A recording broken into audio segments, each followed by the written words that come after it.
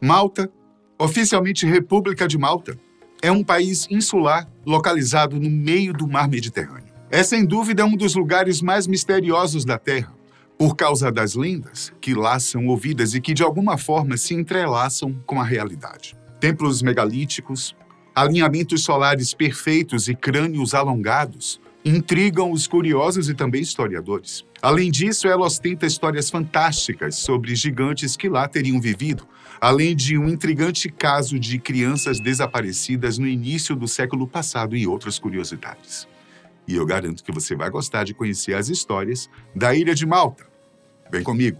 O ano era 1985. O pediatra Anton Mifsud, natural da ilha, recebeu uma ligação frenética do empreiteiro contratado por ele para trabalhar nas obras de sua nova clínica médica. Dr. Mifsud ainda rezou para que não fosse a respeito de mais equipamentos, uma vez que eles estavam praticamente isolados em Gozo, uma das ilhas de Malta. O continente mais próximo era a costa italiana, a 60 milhas de distância de barco. No entanto, o médico logo percebeu que não se tratava de equipamentos. Ainda bem. Só que o empreiteiro parecia preocupado. Com medo.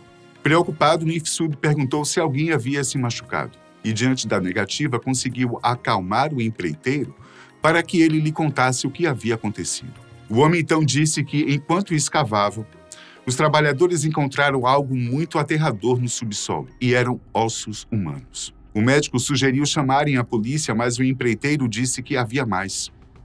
O esqueleto em questão tinha 3 metros de comprimento. Na hora, o médico disse que isso era impossível, pois nenhum ser humano jamais viveu com um tamanho gigantesco. Até que ele parou, refletiu e se lembrou de uma antiga lenda maltesa. Há muitos milhares de anos, numa noite de inverno na ilha de Malta, um dos colonos, que eram os homens responsáveis por cultivar a terra e produzir alimentos, foi despertado por um estranho som, um tremendo estrondo. Parecia algo provocado pelo vento, mas muito mais profundo. Sua família ainda estava dormindo, então não havia necessidade de acordá-los até que ele descobrisse o que era aquilo. O colono atravessou a entrada baixa de sua cabana e ficou à beira de seu campo de trigo. Como era época de lua nova, deveria estar completamente escuro, mas uma luz alaranjada e sinistra clareava parte do campo e estava ficando mais brilhante, enquanto o som aumentava. Neste momento, o colono percebeu que não era o vento. Ele já tinha visto meteoros antes, mas eram pequenos e vinham em grupos. Isso era único, objeto grande, traçando um caminho pelo céu noturno. Enquanto observava o objeto se aproximar do chão e ficar maior, o colono começou a ficar com medo. Seja lá o que fosse, o objeto brilhante estava indo direto para a ilha. Ele teve a ideia de avisar sua família, mas não havia tempo. Segundos depois, o objeto passou, rugindo. Deixou um rastro de fogo no céu acima de sua cabana e seu campo e depois desceu em um vale. Um clarão brilhante iluminou a ilha e o mar além. Então, rapidamente, a escuridão retornou. Nesse instante, a esposa do colono saiu da cabana. Ao vê-la, correu até ela, que expressava medo, e a abraçou para confortar a mulher. Seja lá o que fosse aquilo, havia caído e o perigo havia passado. Ele viu que ela tinha um olhar fixo para além dele na direção do local da queda. Ele então se virou e viu uma figura enorme emergindo da floresta. Uma silhueta escura que se erguia acima das árvores. Era uma criatura com todos os traços humanos, mas gigante. Os olhos do casal lacrimejaram de medo misturado com admiração. Neste momento, muitos outros moradores do vilarejo já haviam se levantado para ver o que estava acontecendo. A figura gigantesca se aproximou da vila, se apresentando como Sansuna. Aos poucos, os moradores da vila perceberam que aquela criatura não parecia querer o mal deles, pelo contrário. Foram se sentindo mais à vontade com isso. Eventualmente, Sansuna conquistou a confiança deles. Ela afirmou ser de uma raça de seres chamada Néfilins e que estava ali para protegê-los. Os agricultores das ilhas do arquipélago estavam constantemente em perigo, devido aos invasores, especialmente piratas. Mas agora, com a chegada desses gigantes, os malteses tinham uma guardiã poderosa. As ilhas eram abundantes em enormes pedras calcárias, algumas pesando 20 toneladas e com 6 metros de altura. Para o povo maltês, as pedras eram grandes demais para qualquer utilidade.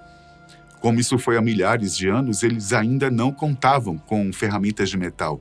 Ainda não haviam descoberto a roda, mas Sansuna conseguia erguer até as maiores pedras e colocá-las cuidadosamente nos locais destinados.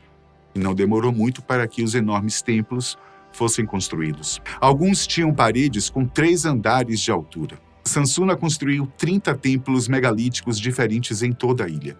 O templo mais impressionante está na Ilha de Gozo. Os agricultores o chamaram de Gigantia, a palavra maltesa para gigante. Gigantia é composto por 2 edifícios separados, construídos com enormes blocos de calcário e que ainda permanecem de pé até hoje. No entanto, à medida que os séculos passaram, Sansuna se tornou nada mais do que uma lenda local, um mito. Ninguém acreditava que esses enormes blocos de pedra eram carregados por um gigante. Ninguém acreditava em gigantes, na verdade, até que alguns ossos, no mínimo suspeitos, foram encontrados. As Ilhas Maltesas têm sido continuamente habitadas há milhares de anos. Elas são estrategicamente importantes, localizadas a 60 milhas da Itália e a 180 milhas do norte da África, bem no meio do mar Mediterrâneo. Os fenícios foram o primeiro império a reivindicar Malta, seguidos pelos romanos, bizantinos, árabes e cristãos. Em 1530, Malta era governada por um nobre chamado Giovanni Francesco Abela. Ele foi a primeira pessoa em muito tempo a se interessar pelos templos nas ilhas. Ele coletou artefatos e documentou construções antigas, a maioria delas enterrada em detritos de séculos de negligência. Mas uma pequena escavação revelou que as estruturas eram enormes.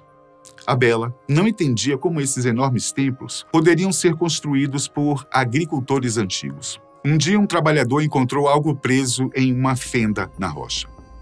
Quando Abela viu, a resposta sobre quem construiu as enormes estruturas ficou clara. Elas foram construídas por um ser de altura e força muito além dos homens comuns. O trabalhador entregou a ele o que parecia claramente se tratar de um fêmur, o maior osso da perna humana. Porém, não era um osso comum. Esse fêmur era 2 vezes maior do que o de um ser humano normal. Uma pessoa com um fêmur desse tamanho teria cerca de 3 metros de altura. Não demorou muito para que Abela colocasse trabalhadores explorando toda a ilha, e em 1647 já tinha ossos suficientes para publicar um livro sobre o assunto que o tornou famoso. Ele foi chamado de Pai da História Maltesa. Traduzido do italiano para o português, o título do livro é Descrição de Malta, ilha no Mar da Sicília, com suas antiguidades e outras informações. O livro registrou fragmentos de crânio, fêmures e tíbias gigantes, vértebras incrivelmente grandes e enormes ossos pélvicos. O autor concluiu que os templos malteses foram construídos por uma raça pré-histórica de gigantes que viviam na ilha. Abela até transformou sua casa no primeiro museu de Malta. Ele expôs os ossos e abriu o museu ao público. Anatomistas e naturalistas que viram os ossos concordam. Eles deviam pertencer a gigantes. Já os céticos afirmaram que eram ossos de animais e que, até que os locais fossem completamente escavados, não havia como ter certeza. Séculos depois, escavações arqueológicas adequadas foram realizadas, mas o que descobriram não resolveu o mistério. Apenas aumentou. Em 1915, enquanto arava seu campo, um fazendeiro da região bateu com suas ferramentas no que lhe pareceu enormes blocos de pedra. Rapidamente ele entrou em contato com o Museu de Malta, naquela época dirigido por Temmi Zammit. Esperando encontrar mais evidências e resquícios de templos, Zammit encontrou algo bem diferente. Uma estátua maciça. A parte superior havia sido destruída, mas a parte inferior permaneceu, com pernas e pés gigantes. A estátua tinha mais de 3 metros de altura. Os trabalhadores continuaram escavando e o que era uma estátua enterrada revelou-se muito mais.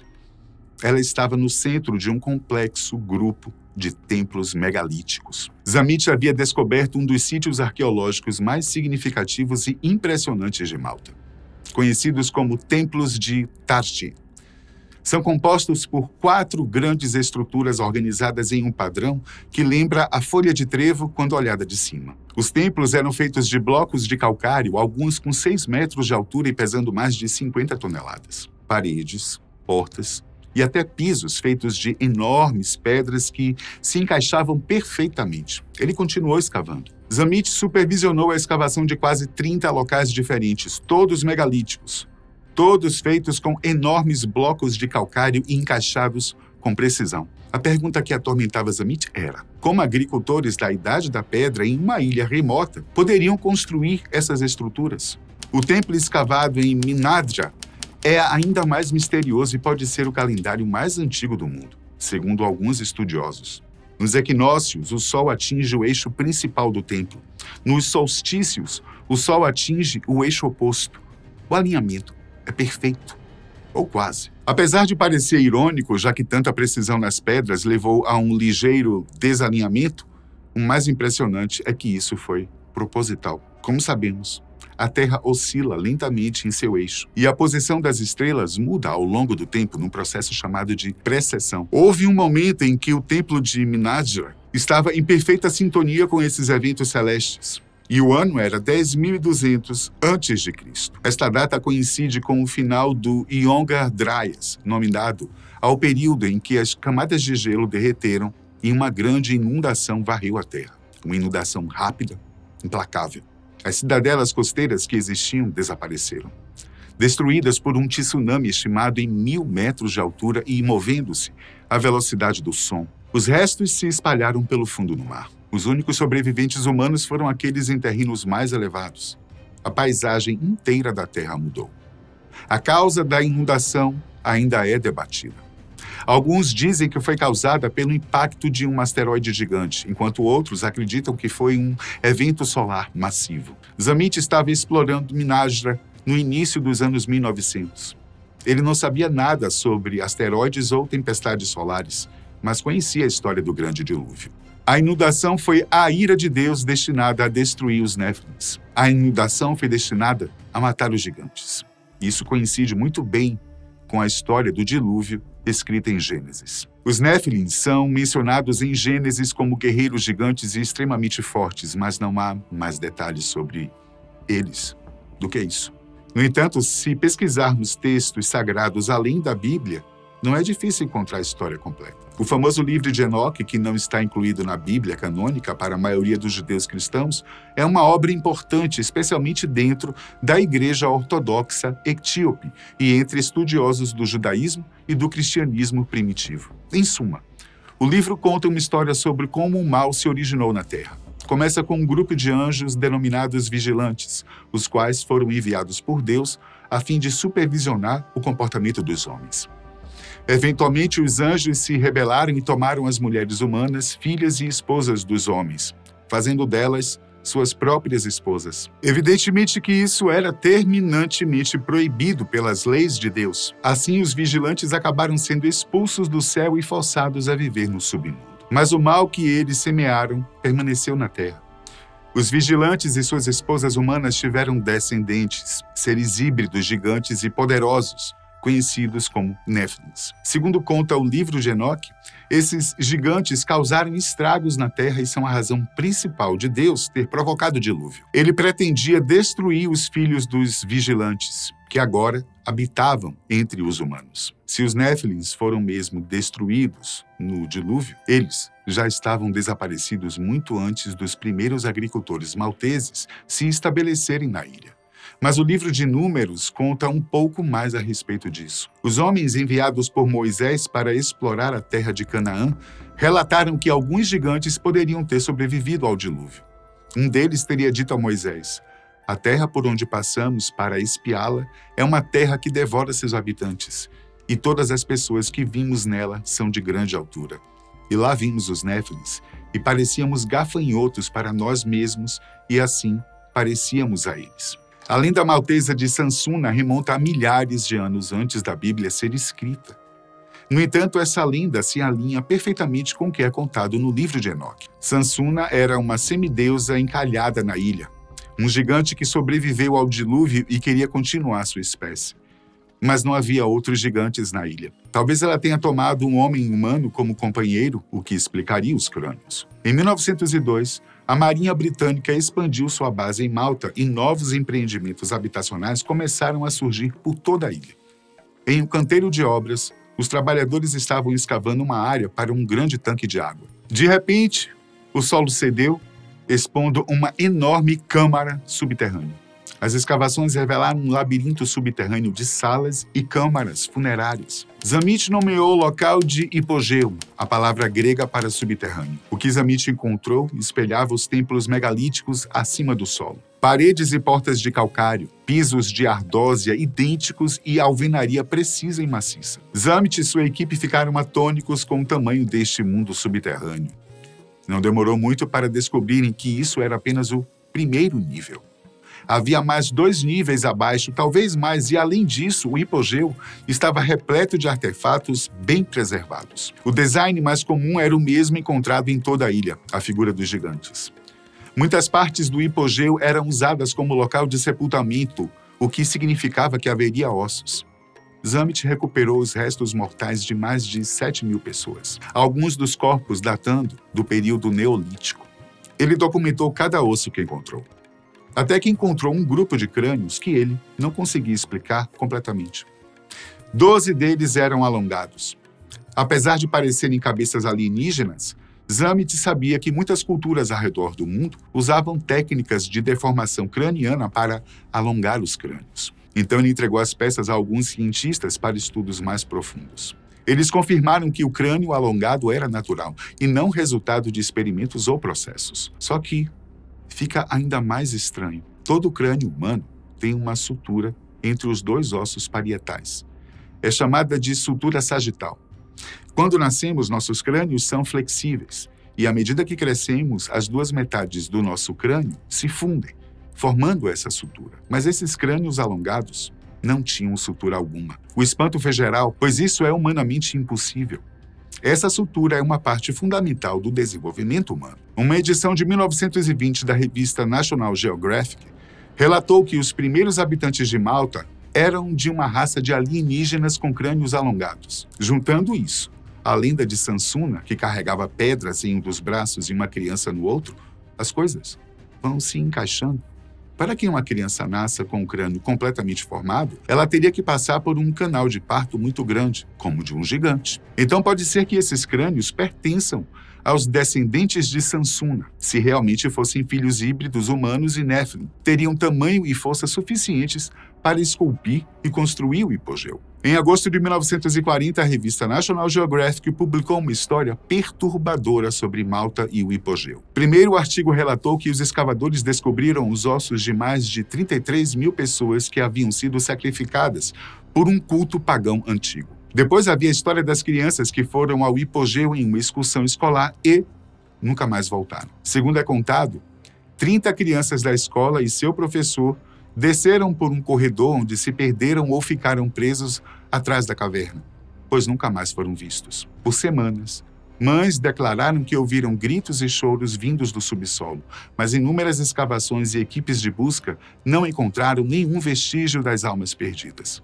Após 3 semanas, foram considerados mortos. O local também conta a história relatada pela jovem Lois Jessop, funcionária da Embaixada Britânica que contratou um guia para acompanhá-la e mais 4 amigas em uma espécie de exploração do hipogeu. O guia Joe as levou e, em determinado nível do interior do local, Lois teria pedido a ele para explorar um determinado ponto. Ele relutou, mas não a impediu. O que Lois relatou na época é que ela acabou vendo, a uns 2 níveis abaixo de onde estavam os outros, um grupo de seres gigantescos que poderiam chegar a 7 metros de altura. Do grupo, somente ela teria os avistado em sua incursão nas profundezas do hipogeu. Essa história é conhecida, tanto em Malta como no Reino Unido. As lendas que permeiam a ilha são tão fortes quanto várias outras lendas existentes em várias partes do planeta. Lendas, porque não conhecemos e não podemos afirmar nenhuma delas. Muitas vão além da nossa compreensão convencional da vida e do mundo, e afirmar categoricamente qualquer coisa é um risco muito grande. Se você hoje visitar Malta, ficará sabendo de diversas histórias, e todas elas acabam se ligando de alguma forma. Os mistérios da Terra são maiores do que pensamos. Disso você pode ter certeza absoluta. Em relação às crianças desaparecidas, dizem que se trata de uma história há muito tempo usada pelos pais na Inglaterra para manterem seus filhos longe dos perigos. O que é que você acha? Será mesmo que Malta vive dessas lendas ou sobreviveu ao tempo justamente por não se tratar de lendas? Fica a questão. Por hoje é só, até a próxima.